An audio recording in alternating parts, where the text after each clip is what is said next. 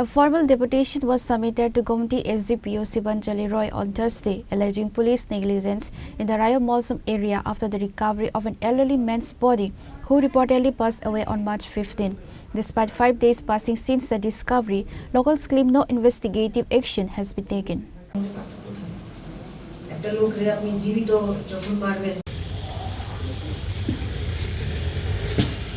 It has been 5 days since an elderly man passed away in Raio Molsom, yet the local community claims no legal action has been taken. On Thursday, grieving family members met with Gomati SDPO Shivanjali Roy, expressing their outrage over the lack of arrest. The delegation is now seeking urgent intervention to ensure the accused are brought to justice without further delay.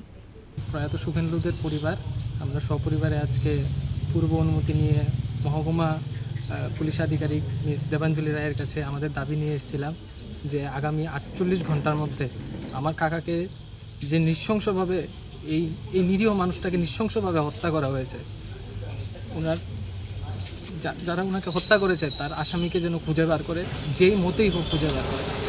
আমাদের এখন এটাই দাবি প্রশাসনের কাছে, পুলিশের কাছে, যে এত আধুনিক বৈজ্ঞানিক জগতে আমরা বাস করছি, আজ পর্যন্ত আজকে 5 দিন হয়ে গেল, আজ পর্যন্ত ওনার মোবাইলের ট্রেস পাওয়া যাচ্ছে না। কে এই ঘটনা করলো তার কোনো হদিশ পাওয়া যাচ্ছে না। এরকম অবস্থা হয়ে দাঁড়িয়েছে, ওনার যে এই স্ত্রী আর আমার ভাই আছে, ওনার ছেলে, এরকম অবস্থায় দাঁড়িয়ে আছে। আপনি পুরো গ্রামবাসীকে জিজ্ঞেস করে দেখুন, একবেলা ভাত খাওয়ার মতন উপায় নেই ওদের।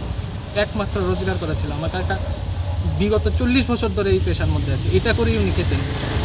ওনাকে যে এভাবে নৃশংসভাবে হত্যা করেছে তার সুষ্ঠু বিচার চাই, আগামী 48 ঘন্টার মধ্যে চাই। যদি না হয় আমরা পরবর্তীকালে বৃহত্তম আন্দোলনে সংগঠিত করতে বাধ্য হব।